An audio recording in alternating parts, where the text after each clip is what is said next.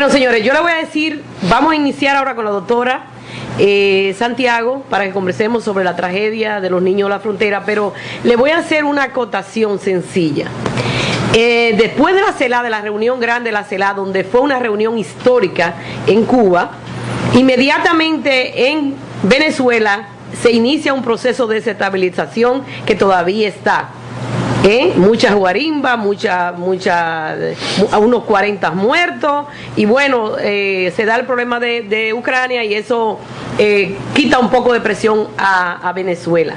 Pero ahora que se forma el Banco Bridge y que Putin visita Cuba, visita Venezuela, visita a diferentes, o sea, Latinoamérica, lo mismo lo está haciendo el presidente chino, que hoy se encuentra reunido en Argentina y que pretenden asociarse alrededor de más de 20 negocios que están haciendo, y todo eso, inmediatamente se tumban un avión y acusan que Rusia es culpable de ese asesinato, que prácticamente mueren casi 300 personas. Yo se lo dejo en cotación para que ustedes lo analicen y sepan por dónde anda la cosa. Y ahora le vamos a abrir los micrófonos a la doctora Sonia Santiago. Ella es psicóloga clínica y queremos desde su óptica que nos explique cuál es la lectura que ella tiene sobre los niños de la frontera, sobre, ahora lo están regresando, Sonia, hay unos casi 1000 niños que ya lo están regresando a Honduras y a su pueblo de origen. Buenas noches, ¿cómo está usted? Muchos saludos al panel y a los queridos radioescuchas. Les felicitamos por este excelente programa informativo, que tenemos hambre de este programa, de verdad que es excelente. Gracias. Pues miren, tuvimos la oportunidad de trabajar con niños en Centroamérica en los 90, en los tempranos 90, y vimos cómo las políticas exteriores de Estados Unidos realmente laceraron y han seguido lacerando los procesos democráticos internos de esos países. Inclusive, pues, estuvimos, por ejemplo, muchísimas veces en El Salvador, en Honduras, en Guatemala, en Nicaragua, y vimos cómo trabajamos, por ejemplo, con orfanatos, tanto en Guatemala como en El Salvador, y vimos desde el punto de vista psicológico, tuvimos la oportunidad de trabajar con estos niños que eran víctimas de las guerras. Sí. En ese sentido, yo tengo una experiencia de carácter personal, en el sentido de que trabajé con ellos, y lo que caracteriza básicamente a los niños desplazados, los niños huérfanos, los niños que están en este proceso actual, es muy similar a la situación de los niños en los orfanatos, porque estos niños vienen en búsqueda de un sueño que se convierte en pesadilla, y en el proceso son víctimas de vejaciones, de humillaciones, de discrimen. Por ejemplo, en el pueblo de Murrieta, en California, ustedes saben que los vilipendiaron y no les permitieron que siquiera estuvieran en un centro de detención ahí.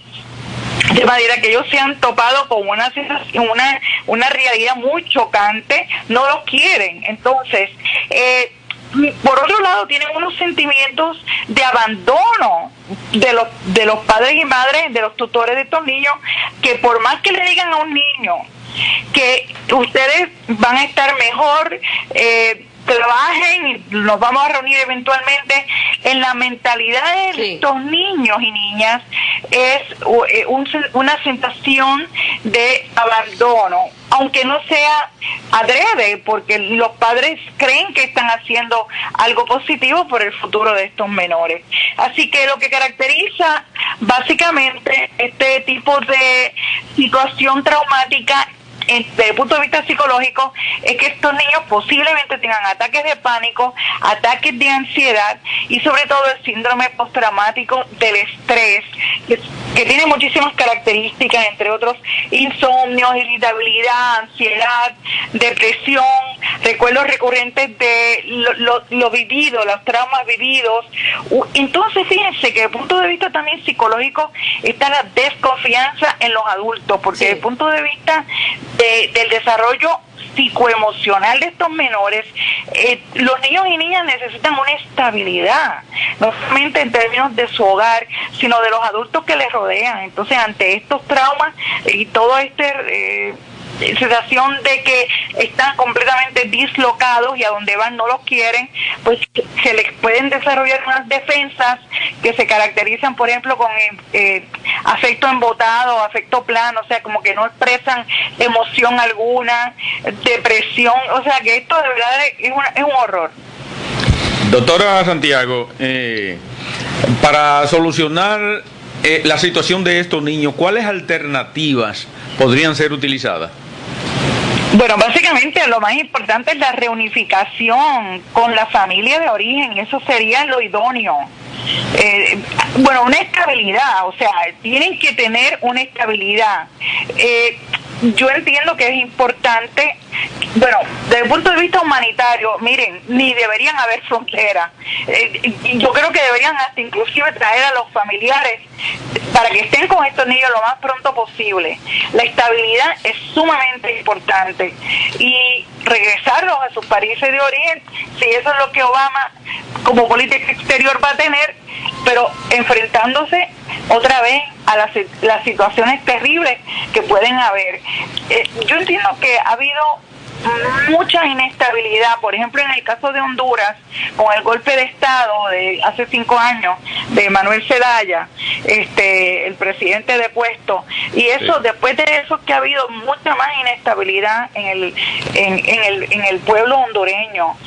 Así podemos analizar cada país, es muy corto el tiempo para analizarlo, pero desde el punto de vista psicológico, para poder estos niños ganar un poco de estabilidad emocional y una felicidad, necesitan unos adultos estables en su vida, una estabilidad emocional, familiar, comunitaria, y que no sientan el rechazo, porque este racismo les hace muchísimo daño emocionalmente.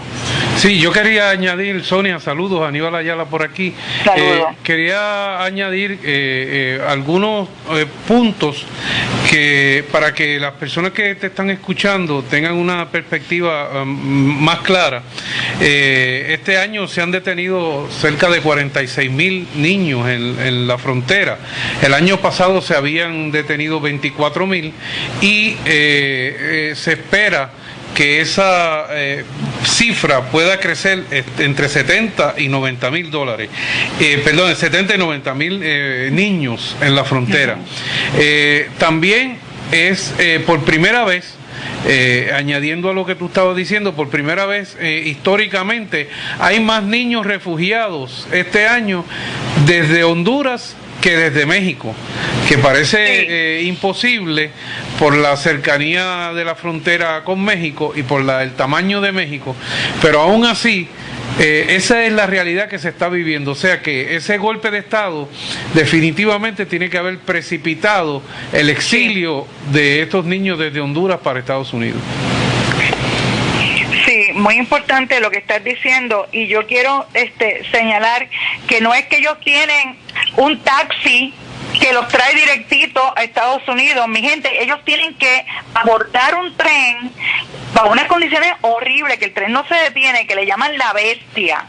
Este tren continúa pasando por muchos países centroamericanos, y en ocasiones estos niños o las personas que tratan de abordar estos trenes caen y son aplastados por los mismos vagones, pierden las piernas, y los niños y niñas, muchas veces los adultos incluso son violados, son sometidos a vejaciones. O sea, es una cosa espantosa.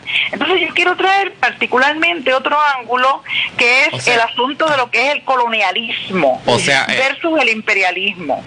Sonia, tú nos quieres dar a entender que a lo mejor de Honduras salieron 50, pero los que llegan son 25. No sé la cantidad, porque fíjese. Hablando un ejemplo. Sí, un ejemplo, salieron 50, pero de los que logran llegar, llegan 25. Correcto, hay 57,000 que ya están identificados. La mayoría son de Honduras. Pero eso es lo que llegaron, y bajo qué condiciones llegaron. Tú sabes, yo me sorprendo de que realmente hayan podido llegar. Pero llegar ante qué? Ante el imperio que somete a esos países a una situación de inestabilidad socioeconómica en unas condiciones de clase social sin recursos. O sea, llegar a un país que es el imperio que realmente controla las decisiones geopolíticas en la zona y a donde no son bienvenidos y bienvenidas. Tú sabes, tenemos por ejemplo a Luis Gutiérrez, que están hoy día. Ajá. ¿Perdón? Digo, quien lo llevó a ellos a la situación que están hoy día. Exactamente. Doctora, déjeme decirle, por ejemplo, de un periódico nacional en Honduras, cómo ellos se refieren a la situación de los niños aquí. Dicen, o de la situación del país, dice: redes de tráfico humano, negocio con acaparadores de grupos de granos básicos, manejo inapropiado en los permisos de minería, registro de propiedades amañadas, redes de delincuentes operando en transporte, tráfico en la compra de medicamentos, una danza de millones de fondos públicos, corrupción por doquier, son parte de una extensa lista que ha llevado al gobierno a intervenir batutas entidades públicas en las cuales los malos manejos y la malversación aparecen no tener límites. Dice, agentes policiales reportan el hallazgo, hablan aquí de, por ejemplo, de la situación de violencia, de una niña de 4 años que fue secuestrada y después la encontraron asesinada. También hablan de todas las madres cuando llegaron ahora, el grupo que llegó, que fue a recibir la primera dama, y cuál era la actitud o cuál era la situación emocional de esas mujeres que llegaron y esos niños. Dice, todas son madres de familia que han salido de diferentes lugares del país en busca de su sueño. Y como vimos en el vuelo anterior, estas madres vienen con tristeza, acongojadas, preocupadas, endeudadas en su mayoría. Pero aquí estamos para darles la mano solidaria, dice esa es la teoría de los pueblos, o sea, la esposa del presidente, y recibirla de la mejor manera, argumentó la esposa del presidente Juan Alvarado. Alvarado Hernández, pero acuérdate que este es el que le dio un golpe de Estado al presidente Manuel Zelaya y es aliado de las políticas exteriores de Estados Unidos. Realmente el punto de vista también psicológico afecta a las familias. Ese es otro ángulo que tenemos que trabajar. Cómo se van a afectar esas familias, esas madres, esos padres, al mandar a estos niños en una situación de total orfandad, a una situación de total vejación. Realmente es un horror, es un espanto. Pero entonces tenemos que trabajar en la educación de estas familias para que realmente no caigan en esta trampa de mandar a sus hijos a una situación que realmente no lo va a mejorar. Ahora, les quiero traer otro ángulo, y es que desde el punto de vista de las Naciones Unidas debería haber... Doctora, agárrelo ahí, que tenemos una llamada en línea, agárrelo ahí. Ay, seguro que sí. Buenas noches, información al desnudo.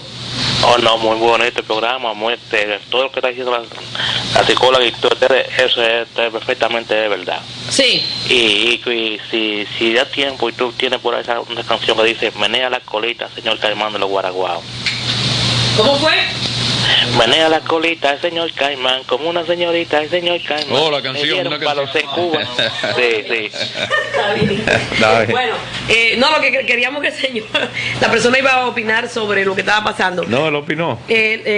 Bueno, y pidió una canción, ¿verdad? Sí. Bueno, dígame el otro punto de vista que usted estaba abordando. Sí, no, el otro punto de vista es que desde el punto de vista de la política exterior de Estados Unidos, de la política de inmigración de Estados Unidos, en mi humilde opinión, estos niños cualificarían para el estatus de refugiados inclusive políticos, porque son las políticas exteriores de Estados Unidos en fraternidad con los presidentes de estos países que llevan a estos niños, a estas familias, a deshacerse de los niños. Así que todo es muy complejo, pero todo está muy unido. Si uno conoce en la historia hay que conocerla para evitar que se repitan las cosas negativas. Y ciertamente todos los países latinoamericanos y centroamericanos que están despuntando, como por ejemplo la CELAC, nos dan un hálito de esperanza ante tanto horror que estamos viviendo. Pero realmente en Estados Unidos debería haber más apoyo para estos niños y que le den un trato más humanitario, porque los reportajes que tenemos es que estos niños los cogen y los ponen a dormir incluso en el suelo, bajo condiciones de frialdad, o sea que no es, inclusive un portavoz de Casablanca, Obama, dijo, John Earhart, dijo que quede claro que no son bienvenidas estos niños a Estados Unidos. Ellos están claros, la política es que los van a seguir enviando. Claro. Me gustaría añadir un momentito. Mira, yo recuerdo viviendo en Los Ángeles, California en los 80, cuando había un montón de refugiados políticos viniendo de El Salvador, de Guatemala, etcétera. Y recuerdo el movimiento amplio que se dio en las iglesias, especialmente en las iglesias católicas que habían en el condado de Los Ángeles, donde literalmente padres y monjas dijeron, esto es ahora un santuario. Aquí ahora se le da las puertas y el corazón abierto al que venga y que necesite hogar y un sitio seguro, libre de la policía y de esa época de la INS, etcétera. Y me pregunto, en términos de solidaridad y qué podemos hacer para los jóvenes y los niños y niñas que ya están viviendo en Estados Unidos y que tienen miedo de ser deportados, de esas familias que sí lograron reunirse. Yo creo que es bien importante hacer un llamado a los líderes comunitarios, a los líderes religiosos, ya sea de cualquier fe que sea, y que se empiece a crear un movimiento de santuarios a través de todos Estados Unidos. Lo que pasa, Tamara, es que estos niños son agarrados por la migra y son llevados a centros de detención y el control pero tienen... estoy hablando para los que sí logran entrar, para los que sí llegan. Maravilloso, claro. Porque creo que lo que está pasando es que el enfoque ahora mismo es en la frontera y los que sí, y eso sí es un problema, y ahí es donde viene la política pública de poner presión sobre los congresistas, sobre Obama, sobre los líderes que elegimos en Estados Unidos. Pero para los que ya están adentro, tenemos que crear santuarios y espacios seguros donde no puedan ser deportados. Doctora, agárrela ahí, el comentario, agárrelo ahí para tomar una llamada que tenemos en línea. Buenas noches, información al desnudo. Buenas noches, yo quiero hacer una preguntita a la doctora. Sí. Porque, Centroamérica, Sudamérica, pero Latinoamérica. Sí. Los Estados Unidos como que son los policías del mundo. Ajá. Pero ellos, todos estos países están bajo la tutoría de ellos.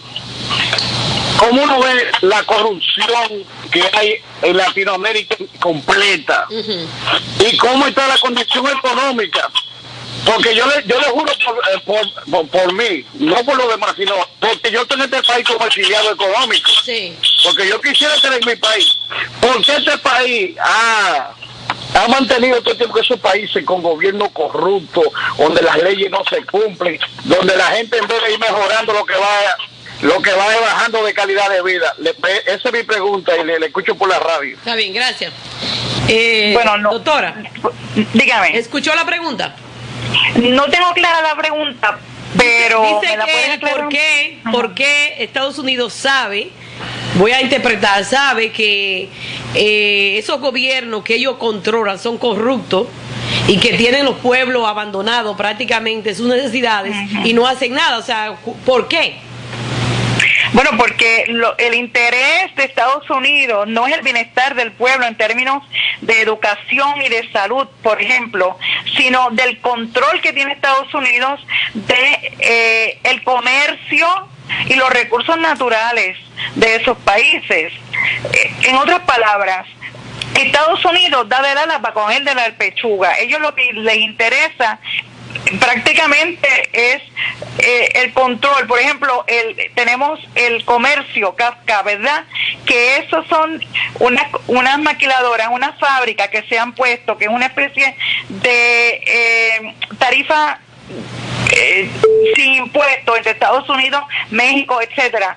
Y lo que hace es que ponen a los trabajadores en América Central a trabajar por muy poco dinero y son explotados.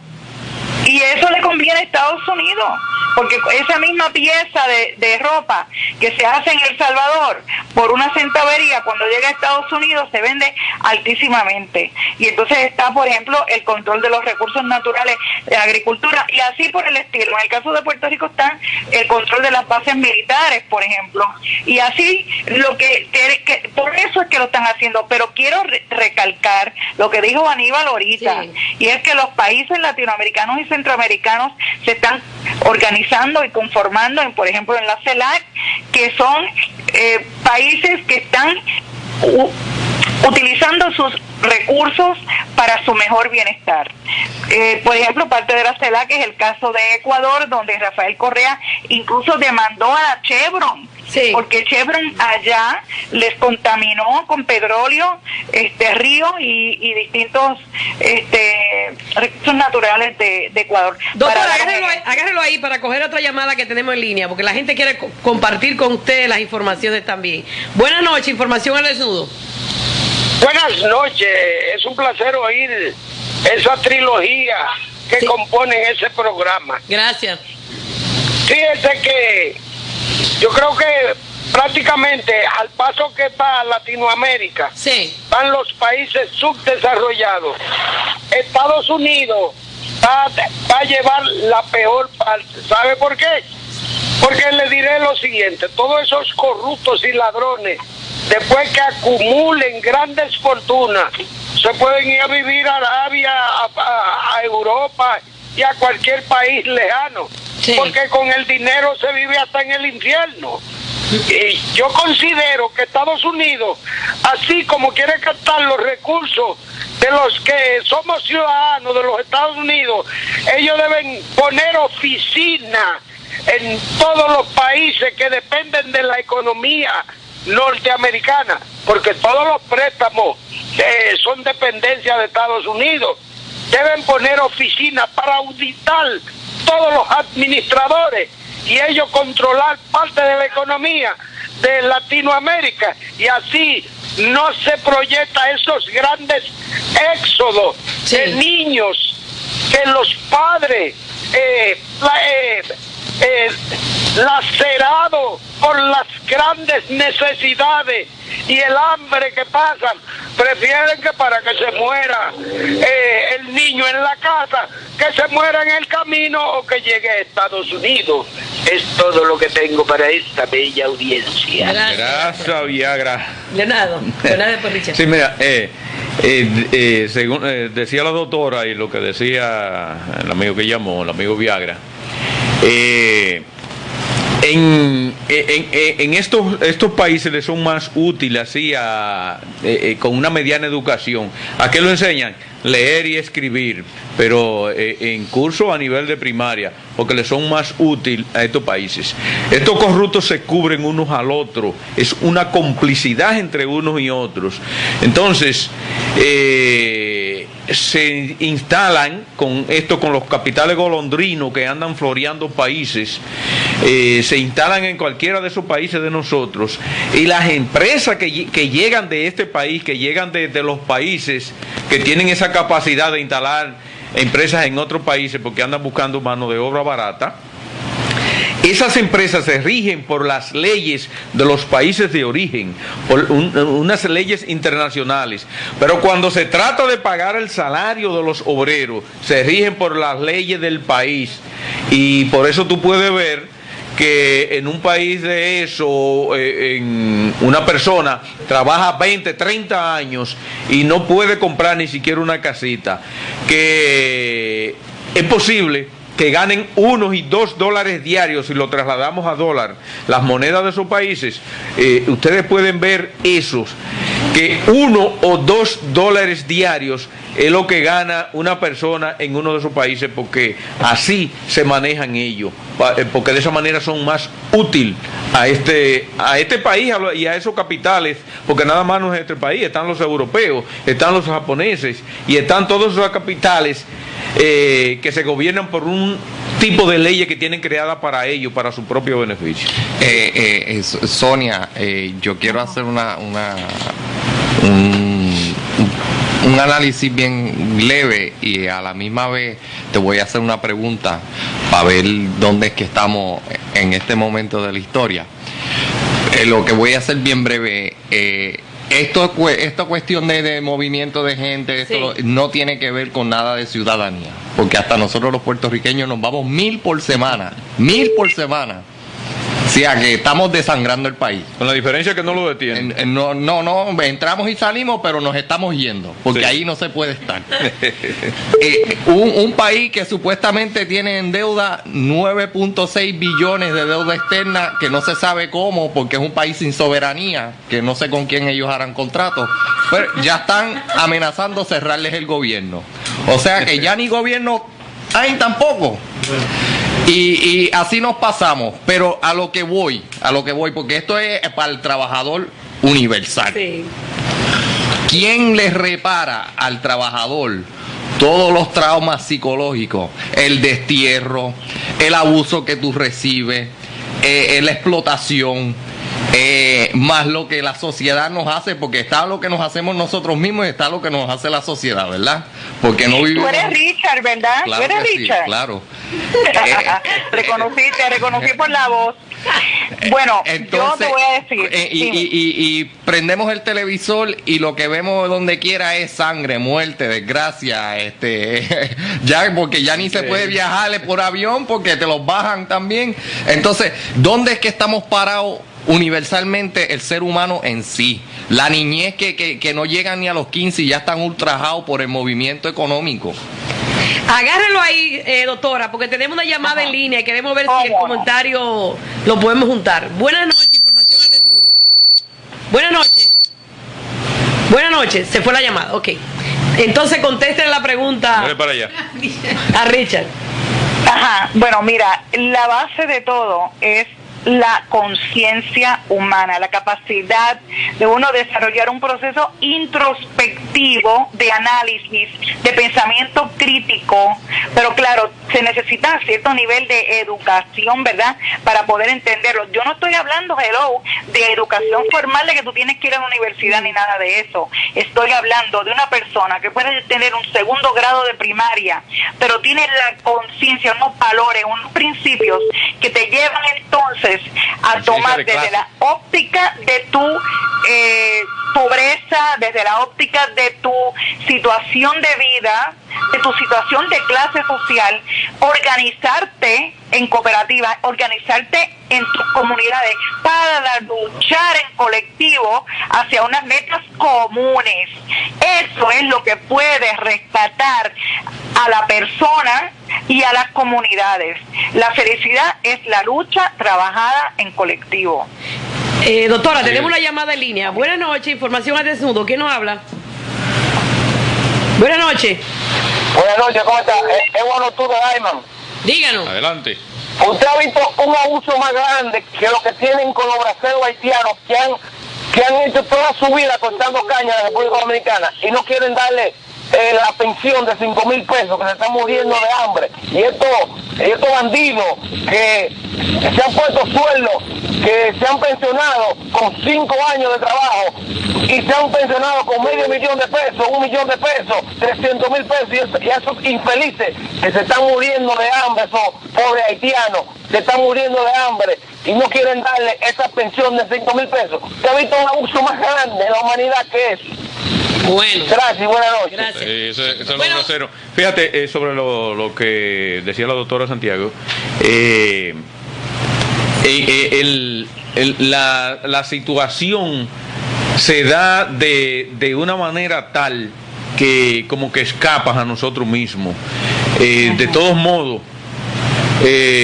nosotros tendríamos que adentrarnos en un momento donde no desprimirnos, es decir, que verlo quizás como una derrota, o no, más bien como un revés, pero no una derrota, porque nos vamos a deprimir nosotros, y eso no es bueno.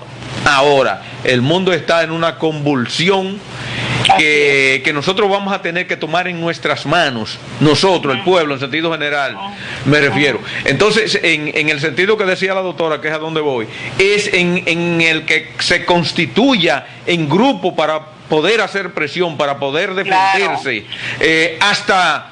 en el mar se da eso. Por ejemplo, los peces se constituyen en cardumen. El pez grande se come chiquito, pero cuando se constituyen en cardumen, el grande no puede entrar porque lo desflecan los chiquitos. Bueno, muy bien dicho, señor Cabrera, y ciertamente para poder nosotros tener una estabilidad emocional e inclusive lograr la felicidad, rapidito te voy a dar las tres formas. La primera, luchar para ti mismo individualmente. Eso, obtienes objetos, no te hace feliz. Segundo, trabajar por la familia solamente no te hace feliz. Estos son estudios científicos de punto de vista psicológico. Lo que realmente trae la felicidad al ser humano es trabajar por un fin ulterior a través del trabajo colectivo, ya sea que usted se incorpore a una iglesia, a un sindicato, a algún partido político de su predilección. Lo importante es que usted trabaje por el bien común. El aporte a su sociedad en su capacidad creativa. Buenas noches. Ciertamente, doctor, así es. Buenas noches, profesor Desnudo. Buenas noches, eso considero yo en esa palabra, 393, en esa palabra que usted acaba de decir. Ajá. Pero no podemos olvidar que el profesor Juan Bo, un catedrático, nos dijo hace mucho que eso es existir, lo ancho para ellos y lo estrecho para nosotros. Eso es todo, se lo dejo de tarea. Bueno, doctora, yo estaba conversando sobre lo que se está mirando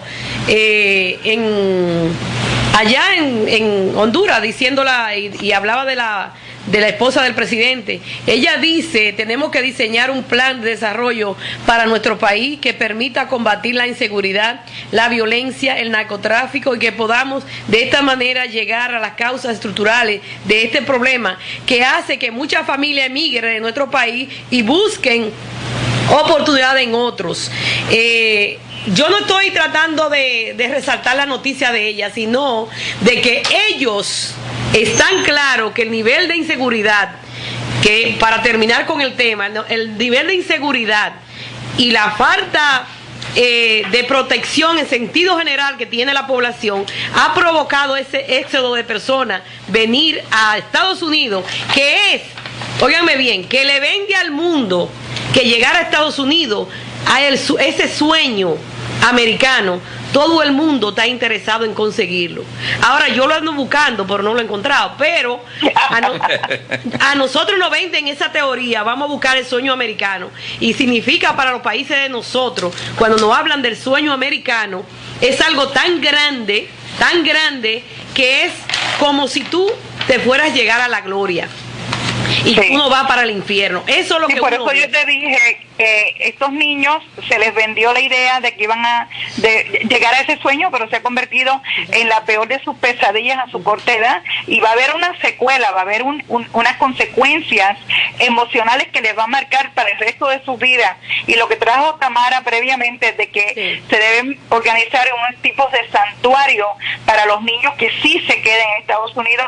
Yo creo que es fundamental incluso trabajar el asunto de refugiados, porque son refugiados políticos. Y la señora del presidente, reitero, es la esposa del señor que le hizo el golpe de estado a Manuel Zelaya en Honduras, que quede claro. Pero yo lo que quiero decir con esto, doctora, no es señalándola a ella como que ella dando un mensaje positivo, sino dentro de su culpabilidad de ser parte del sistema que crea la opresión y la inseguridad. Ella misma tira eso como que para crear simpatía, para crear la simpatía y para hacerle creer al mundo que ella está a favor de resolver la problemática, y sencillamente es un golpe de prensa porque ella es la que está recibiendo en el aeropuerto a los deportados, y lógicamente es un golpe de publicidad tanto de allá como de aquí, porque ellos tienen que demostrarle a la gente de aquí que el gobierno está interesado en proteger a esas personas que llegaron aquí y que el gobierno norteamericano lo está enviando para sus países.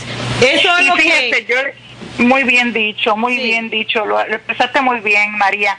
Lo que quería destacar ahora rapidito es el hecho de que nos duele en el alma lo que está pasando en Palestina, especialmente con los niños palestinos, que ustedes saben que han muerto alrededor de 300 personas civiles, entre ellos uno de cada 5 son niños, y entonces nosotras, las Madres contra la Guerra en Puerto Rico, tengo que anunciarlo, perdóname, este próximo lunes a las 5 de la tarde frente a la Corte Federal aquí en Atorrey, en la avenida Chardón, vamos a tener un acto, una demostración en apoyo a Palestina, exigiendo que Obama cambie su política exterior, porque Estados Unidos incluso está proveyéndole armamento a Israel y le está dando los famosos aviones de guerra no tripulados, desde los cuales se tiran las bombas y se masacran al pueblo palestino. Entonces, desde nuestro pequeño terruño, un abrazo bien especial para los niños palestinos, a ustedes y también a los niños refugiados.